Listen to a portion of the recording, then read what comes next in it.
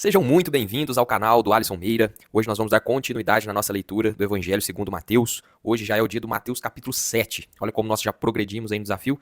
Já temos aqui no canal vídeo do Mateus 1, Mateus 2, Mateus 3, Mateus 4, Mateus 5, Sermão do Monte, Mateus 6 a continuação e agora Mateus 7, que continua as instruções de Jesus. Bastante assuntos legais aqui pra gente conversar hoje. Vou começar aqui pela leitura. Bora lá? Mateus capítulo 7, ele começa assim: Não julgueis para que não sejais julgados. Pois, com o critério com que julgardes, sereis julgados, e com a medida que usardes para medir os outros, igualmente medirão a vós. Por que reparas tu o cisco no olho do teu irmão, mas não percebe a viga que está no teu próprio olho?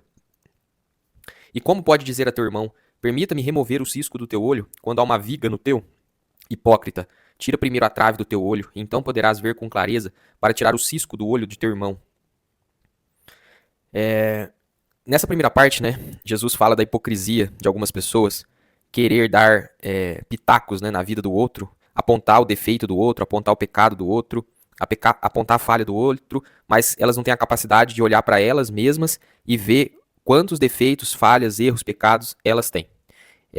Então, infelizmente, muitas pessoas têm esse péssimo hábito de apontar o dedo, de facilmente reconhecer falhas na outra pessoa, mas ela esquece de olhar para ela mesma e reconhecer que talvez ela não tenha a falha na mesma área da pessoa a qual ela está apontando o dedo, mas com certeza ela tem falhas, fraquezas e pecados em outras áreas. Então, visto que ela tem falhas também, pecados também, ela também erra, Jesus está orientando que ela não deveria ficar apontando o dedo, julgando outros, porque que ela quer tirar um cisco do olho do irmão se tem uma trave no olho dela. E aí Jesus fala que com a mesma medida que a gente usar para julgar os outros, vai ser a medida que nós seremos julgados. Então, se você é uma pessoa inteligente, entendeu o que Jesus quis dizer aqui, é melhor que você não julgue as pessoas. Porque da mesma forma que você julgar elas, vai ser o critério para te julgar também. E então, às vezes, a gente tem o péssimo costume de, por exemplo, sermos fortes em determinadas áreas e acabar apontando o dedo para quem é fraco nessas áreas. Mas perceba que cada pessoa tem suas dificuldades com determinado assunto, e não cabe a nós julgá-las, apontar o dedo, a não ser com um genuíno propósito de realmente ajudá-las. Mesmo assim, Jesus está falando, como que você quer ajudar alguém se você está pior que ela? Ou se você está igual a ela? É que você, na verdade, não está conseguindo se enxergar. É isso que Jesus está falando aqui. Então, ele fala, não julgueis para que não sejais julgados. Essa é a orientação de Jesus. Não julgue as pessoas. Não tire suas próprias conclusões. Não se ache melhor que os outros, porque você não é. Às vezes você é forte numa área, mas você com certeza é fraco em alguma coisa. E por você ser fraco nessa coisa que você é fraco, você não deveria julgar em nenhum aspecto o seu irmão, o seu próximo, ou qualquer pessoa que seja. Tá? É isso que Jesus fala aqui. Vamos continuar aqui, versículo 6. E não deis o que é sagrado aos cães, nem jogueis aos porcos as vossas pérolas, para que não as pisoteiem, e voltando-se vos façam em pedaços. Existe um ditado popular, acredito eu, muito conhecido, é não dar pérola aos porcos, porque não dar coisas preciosas a quem não reconhece a preciosidade daquilo que você está dando. Porque se você dá pérola aos porcos, eles não vão reconhecer a raridade, a preciosidade daquilo, eles vão pisotear, eles vão quebrar, eles vão se ferir, inclusive. Então Jesus fala que não cabe você entregar algo para quem não vá reconhecer aquilo, o que aquilo representa. E aí Jesus continua, versículo 7, Pedi, e vos será concedido, buscai, e encontrareis, batei, e a porta será aberta para vós. Pois todo o que pede ele recebe, o que busca encontra, e a quem bate se lhe abrirá. Ou qual dentre vós é o homem que se o filho lhe pedir pão, lhe dará uma pedra? Ou se lhe pedir peixe, lhe entregará uma cobra? Assim, se vós, sendo maus, sabeis dar bons presentes a vossos filhos, quanto mais vosso Pai, que estás nos céus, dará o que é bom aos que lhe pedirem. Portanto, tudo quanto quereis que as pessoas vos façam, assim fazei vós também a elas. Pois essa é a lei e os profetas. Então aqui Jesus está falando que se você quer alguma coisa, se você precisa de alguma coisa, para você pedir a Deus, para você buscar em Deus, para você orar pedindo para Deus. Porque ele está falando assim que quem busca, encontra. Quem bate, a porta vai ser aberta. Pois todo aquele que pede, recebe. Se você não pede, você não vai receber. Todo aquele que busca, ele encontra. E a quem bate, se abrirá. Muitas das vezes nós deixamos de fazer isso. Nós deixamos de pedir. Às vezes parece óbvio. Nossa, mas é tão óbvio isso? Não, não é óbvio. Você tem que chegar diante do Pai, pedir, falar, expor, argumentar. Porque ele, como nosso Pai, ele vai nos dar o melhor. E ele fala que ele compara ele, Deus, com a paternidade terrestre. A gente sabe que não são todos os pais que são assim. Mas na maioria dos casos, os pais, mesmo sendo pessoas más, sabem dar coisas boas aos filhos. quiçá, né, quem dirá Deus, que é bom, né, que é o Pai que está nos céus. É, e aí ele fala aqui, ó, qual pai que o filho pedindo um pão vai dar para ele uma pedra? Eu tava vendo aqui no estudo, é que na época os pães, eles tinham o aspecto de umas pedras redondas e achatadas, né? E inclusive eram pães mais duros, crocantes, vamos dizer assim, né? Porque as pessoas levavam em longas viagens, então ele se conservava por muito tempo. Então, como ele parecia até uma pedra, tinha um aspecto de pedra, né? Jesus faz esse paralelo, essa analogia. Qual filho pedindo um pão, o pai vai entregar uma pedra, né? Algo parecido. Então, assim, o filho pediu pão e o pai entrega algo parecido, com a semelhança, mas que não é o que o filho pediu. Ou qual o pai, né, que o filho pedindo peixe vai entregar para ele uma serpente. É que na época tinha uma iguana, eu não sei o nome do peixe, que ele parecia uma cobra. Então, se o filho pediu peixe, o pai não vai entregar uma serpente, né? É isso que Deus quer dizer aqui, que se os pais, sendo maus, sabem dar coisas boas aos seus filhos, que dirá o pai do céu, que é bom, né, que ele vai dar o melhor, né, basta que peçamos a ele. E aqui ele fala que, portanto, tudo quanto quereis que as pessoas vos façam, assim fazei vós também a elas, pois essa é a lei e os profetas. Essa passagem ela fala muito da regra de ouro. Vocês já devem ter ouvido falar. Qual que é a regra de ouro, Alisson? Amar a Deus acima de todas as coisas e ao próximo como se fosse a nós mesmos. Se a humanidade seguisse essa regra de ouro, nós não teríamos problemas no mundo. Não teríamos problemas no mundo, porque você nunca faria para alguém aquilo que você não quisesse que fizessem para você.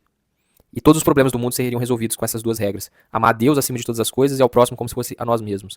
Né? Nós não teríamos absolutamente nenhum problema, porque a sociedade seria perfeita, não teria suborno, não teria corrupção, não teria injustiça, não teria violência, não teria nada, né? Então Jesus nos aconselha a fazer para as pessoas da mesma forma que nós gostaríamos que fizesse para a gente. É tão simples, pessoal. É tão simples, né? Muitos questionam, nossa, por que o mundo tá como tá? Por que certas coisas acontecem no mundo? Será que não é porque o ser humano simplesmente não faz o que Deus está pedindo para ele fazer? Que é amar a Deus acima de todas as coisas e ao próximo como a ele mesmo? É tão simples. É simples. É simples. É só fazer para os outros aquilo que você gostaria que fizesse para você. É só não fazer para os outros aquilo que você não gostaria que te fizesse. É muito simples. O problema está no ser humano, na sociedade, não em Deus. Deus não é o culpado por a gente estar vivendo o que a gente vive hoje em sociedade. O próprio ser humano não consegue cumprir duas regras extremamente simples, que estão embasadas em respeito, amor e honra. Simplesmente isso. Então aqui está, continuando aqui, né? Entrai pela porta estreita, pois larga é a porta e amplo o caminho que levam à perdição, e muitos são os que entram por esse caminho. Porque estreita é a porta e difícil o caminho que conduzem à vida, apenas uns poucos encontram esse caminho.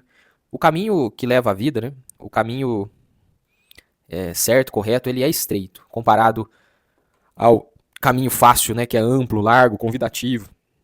Viver uma vida cristã é viver uma vida onde você busca a santidade, se você busca se santificar. E quando você busca se santificar, quando você busca ter santidade, não é algo fácil, porque você tem que vencer a tua própria carne todos os dias, teus desejos, tuas vontades. O apóstolo Paulo fala, né? Eu esmurro a minha carne para que eu mesmo, né, tendo ensinado os outros, não venha a cair no que eu mesmo ensinei. Então é uma briga diária contra a nossa carne. Então esse caminho ele é estreito, ele é apertado. São poucos que conseguem permanecer fiéis nele até o fim. Porém, largo é o caminho, né, espaçosa é a porta do caminho que leva para a perdição. Porque aí você atende todos os desejos da tua carne, você faz o que você quer da tua vida, você não se preocupa em amar a Deus sobre todas as coisas, o próximo como a você mesmo. Então você segue ali tuas vontades, teus desejos, teu egoísmo. E é muito fácil ser assim. Onde que mora a virtude, né? A virtude não é você fazer aquilo que teu coração deseja ou aquilo que a tua alma pede, porque você é livre. A verdadeira liberdade é você ter domínio próprio sobre a sua carne, sobre os seus desejos, sobre a sua vontade. Né? A Bíblia fala que um homem que tem domínio próprio, ele vale mais que o valente que toma uma cidade inteira na espada.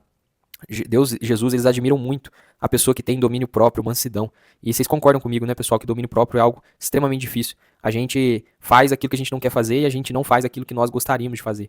E ter domínio próprio é conseguir fazer aquilo que você quer fazer. As pessoas acham que ter domínio próprio é não fazer aquilo que você não quer. Na verdade, não. Se você perguntar pra uma pessoa se ela quer seguir a dieta, arrisca certinho, se ela quer se exercitar, se ela quer fazer o devocional dela todos os dias, ela com certeza ela quer. Só que a diferença é que ela não consegue fazer aquilo que ela quer. Ou seja, ela não tem o domínio próprio.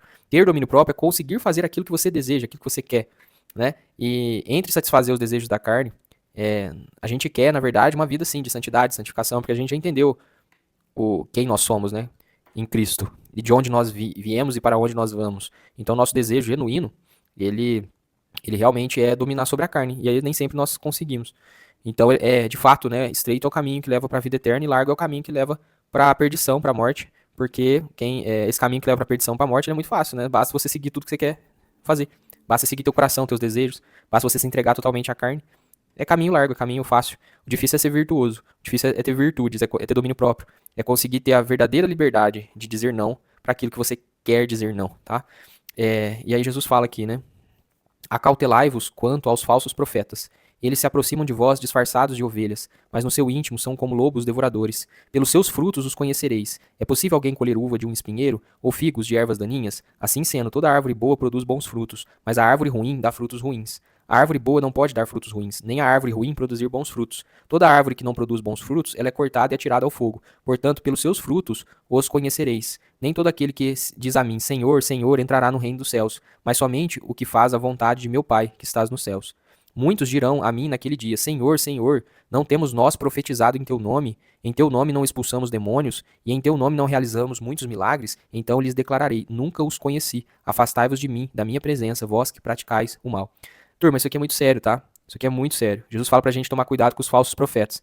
E ele nos dá uma dica de como identificar esses falsos profetas. Ele nos fala o seguinte, olha, olhe para os frutos dessa pessoa. Pois, segundo o próprio Jesus aqui, uma árvore boa, ela não tem a capacidade de produzir frutos ruins.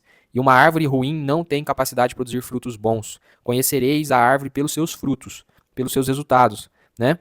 E aqui eu não estou falando de resultado em termos de performance, né? Pense lá nos frutos do Espírito. Pensa no dia a dia da pessoa, que você vai conseguir reconhecer se é uma árvore boa ou se é uma árvore ruim, se é uma ovelha de verdade ou se é um lobo em pele de ovelha, tá? Jesus dá a dica aqui, olhe para os frutos que você vai saber a qualidade da árvore, não caia na falsidade dessas pessoas. Porque olha só, ele fala que lá no último dia, essas pessoas vão chegar para Deus e falar, mas como assim? Senhor, em teu nome nós profetizamos em teu nome. Em teu nome, Jesus, nós expulsamos demônios, os demônios saíram, como assim? Em teu nome, Jesus, nós realizamos aqueles milagres, o senhor lembra, o senhor viu a pessoa, foi curada. Jesus vai olhar para elas e falar assim, nunca os conheci, afastai-vos da minha presença, vós que praticais o mal.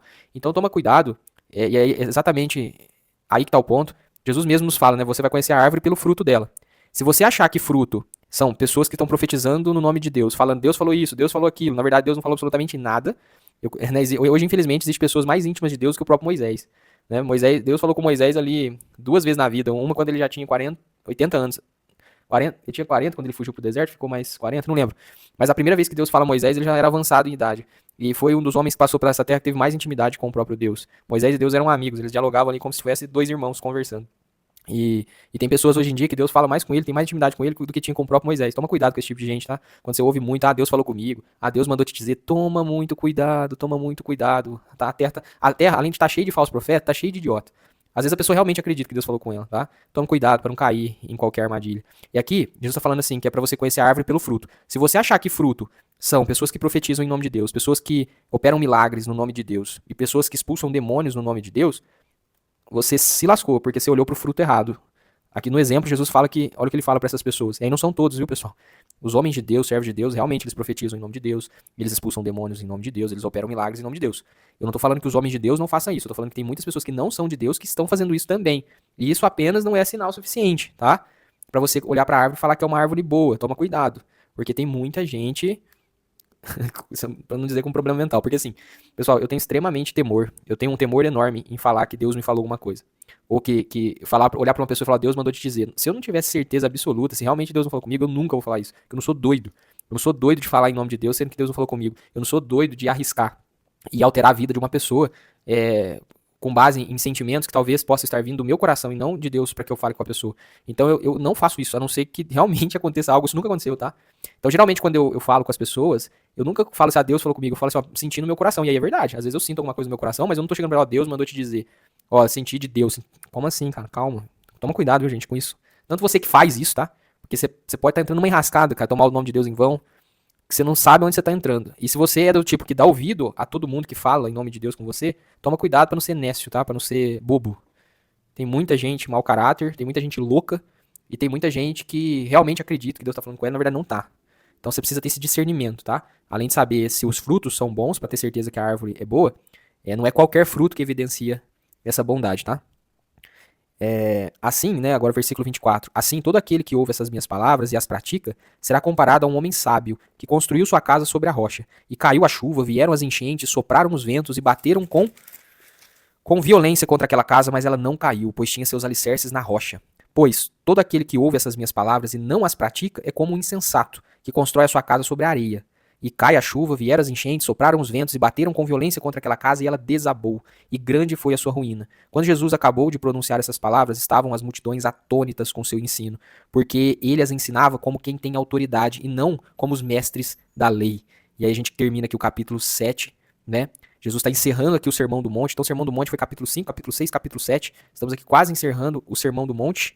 E nessa última parte, Deus fala sobre o sábio e o insensato. Né, que o sábio ele constrói a casa dele sobre a rocha. O alicerce da casa dele é a rocha. E a Bíblia faz uma referência que a rocha é Cristo. Então todo aquele que constrói a sua vida, a sua casa sobre a rocha, sobre Cristo, pode vir vento, pode vir enchente, pode vir tempestade, pode bater com violência contra você, contra a sua vida, contra a sua casa, que ela não cai, porque ela está firmada em Cristo, porque ela está firmada na rocha. Porém, o insensato, ele constrói a casa dele, a vida dele, as coisas dele, fora de Cristo, fora do alicerce, fora da rocha. Ele faz isso na areia, ele faz isso em coisas que não tem estrutura para suportar, e quando vem a chuva, vem o vento, vem a enchente, e bate com violência contra essa casa, contra essa vida, ela cai, ela desmorona, porque ela não foi, né, construída na rocha. Deus chama a pessoa que constrói sobre um alicerce firme, que é Cristo, de sábio, e uma pessoa que constrói a sua vida, suas coisas, sem um alicerce, de insensato. Tá? E aqui ele fala, né, que quando Jesus terminou ali de falar no monte, nesse Sermão do Monte, as pessoas estavam atônitas com o ensino dele. Né, todo mundo em silêncio ali, aquele olho arregalado, prestando muita atenção. Por quê? Porque percebeu nele alguém que falava com autoridade e não como os mestres da lei. Porque os mestres da lei, eles dominavam toda a lei, toda a escritura, eles sabiam todas as regras, eles eram extremamente religiosos. Porém, a palavra fala que ao falar eles não falavam com autoridade. Por que não falavam com autoridade? Porque na hora de falar eles falavam, mas na hora de fazer o que eles falavam eles não faziam. E quando você fala uma coisa e faz outra, você não tem autoridade. A pessoa que te escuta, ela não te dá atenção. Porque você não faz aquilo que você prega, você não faz aquilo que você fala. Então Jesus, você vai ver aqui em vários episódios, Jesus chamando eles de hipócritas. Né? Tem uma parte aqui que é sensacional, que a gente ainda vai chegar nela, que ele chama eles de como se fossem sepulcros, né? Bonitos por fora, ornamentados, azulejados, né? Bonitos, mas por dentro tão podres, né? Que é a falsidade. Jesus ele prega muito contra a falsidade. E na verdade é isso, pessoal, tá? Na verdade é isso. Por isso que ele fala, como é que você quer tirar a trave do olho do teu irmão, o cisquinho que tá no olho do teu irmão, né? Você invoca com um detalhe ali da vida do teu irmão, que ele esteja fazendo errado, ou onde ele esteja falhando, errando, mas tem uma trave do tamanho de uma viga de construção no teu olho, né? Você está julgando a atitude ali de uma pessoa, mas você esquece de olhar para a tua própria vida e ver que você é um pecador, que você necessita da graça e da misericórdia de Deus, assim como aquele irmão para o qual você está apontando o dedo para ele. Então, se você tiver essa consciência de quem você é, pecador, miserável, você para de olhar para as pessoas com superioridade, você para de olhar para as pessoas como se você fosse melhor que elas, e você passa a olhar para a pessoa como um irmão. Putz, cara, você tem problema nessa área? Nessa área eu sou forte, mas olha, eu tenho problema nessa outra aqui. Eu te entendo, tá? Vamos orar junto, vamos buscar Cristo junto, para que nós dois, cada um em suas áreas de dificuldade, consigamos continuar nesse caminho estreito, rumo, né, ao alvo, rumo ao objetivo, porque, turma, nós seremos pecadores até o último dia das nossas vidas. O que mudou depois que nós aceitamos Jesus, aceitamos Cristo, né, que nós fomos batizados, fomos eleitos filhos, é que hoje nós temos a capacidade de bater de frente com o pecado, de bater de frente com a carne, porque nós somos capacitados e cheios do Espírito Santo. Porém, são duas forças que vão brigar entre si até o último dia de nossas vidas. Somente quando o nosso corpo for glorificado é que realmente o pecado vai nos deixar, e aí só vai ficar o Espírito. E aí, maravilha. Enquanto isso é guerra. Enquanto isso é guerra todo dia. Todo dia, você fazendo aquilo que você não quer fazer e não fazendo aquilo que você quer fazer. Esmurrando o seu próprio corpo. Buscando, caindo, levantando, batalhando, pedindo perdão, continuando. É assim, é uma guerra. É uma guerra. E vai ser assim até o fim. Tá? Isso é caminho estreito, é guerra diária. De você, do teu espírito contra a carne. Tá? As coisas da carne elas não se associam com as coisas do espírito, as coisas do espírito não se associam com as coisas da carne. Elas são antagônicas, são de naturezas totalmente diferentes. Natureza da carne, do pecado, natureza do espírito, da vida eterna, do reino. Por isso essa briga. E essa briga ela vai continuar até o último dia, né, de nossas vidas. Então, espero que você tenha gostado. Mateus capítulo 7 é muito top, é muito bom. Muito obrigado pela tua presença. Um grande abraço e até o nosso próximo vídeo. Nosso próximo vídeo vai ser capítulo 8, Jesus purifica o imundo. Até a próxima. Tchau, tchau.